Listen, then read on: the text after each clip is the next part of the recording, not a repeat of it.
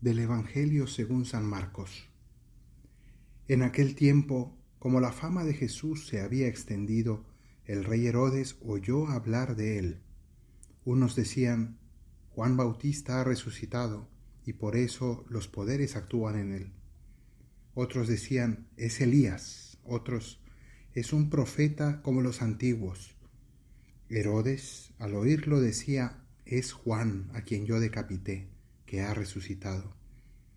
Es que Herodes había mandado prender a Juan y lo había metido en la cárcel encadenado. El motivo era que Herodes se había casado con Herodías, mujer de su hermano Filipo, y Juan le decía que no le era lícito tener la mujer de su hermano. Herodías aborrecía a Juan y quería quitarlo del medio. No acababa de conseguirlo porque Herodes respetaba a Juan, sabiendo que era un hombre honrado y santo, y lo defendía. Cuando lo escuchaba, quedaba desconcertado y lo escuchaba con gusto.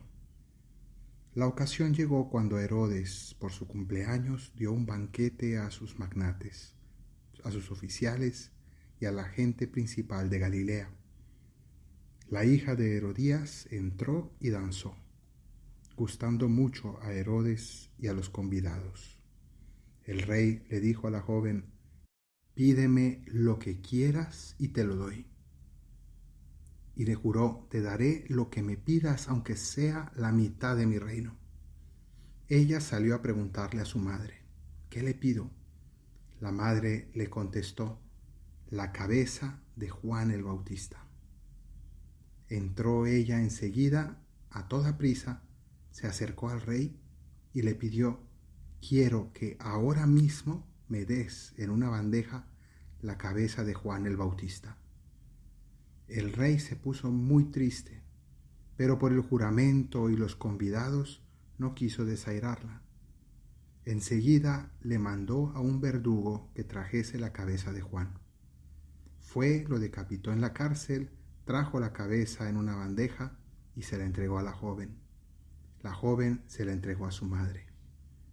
Al enterarse sus discípulos, fueron a recoger el cadáver y lo enterraron. Palabra del Señor.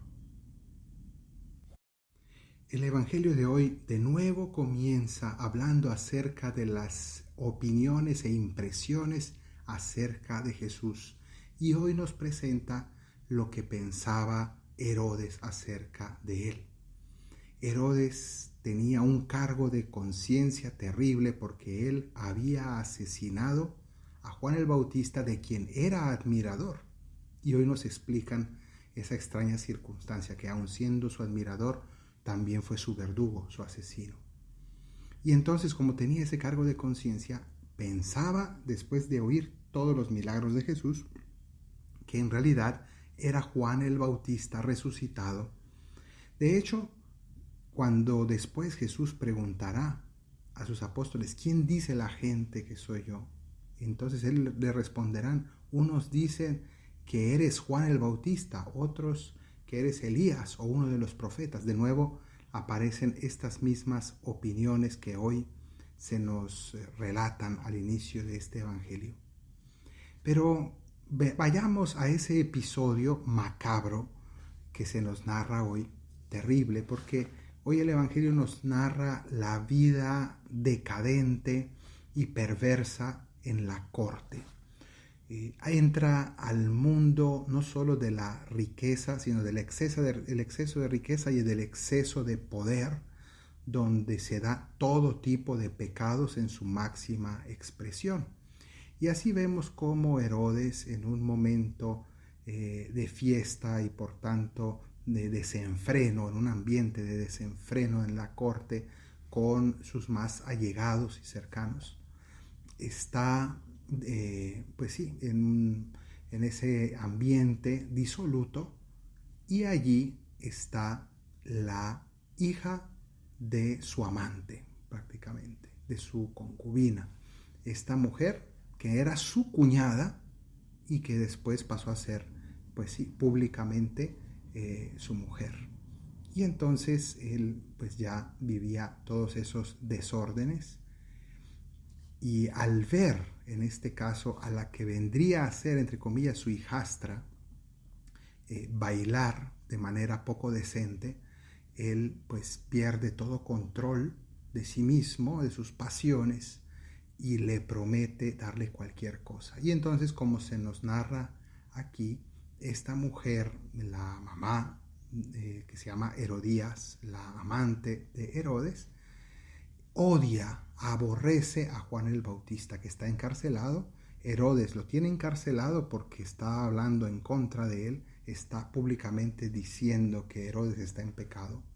Y eso no conviene porque en el fondo está convenciendo a los judíos de que es un rey que gobierna ilegítimamente, que está pecando en público, que es un escándalo y que no es un digno rey de los judíos. Y entonces lo encarcelan por motivos políticos, es un preso político, pero aún así Herodes sabe que es un santo. Entonces tiene esa dualidad de conciencia.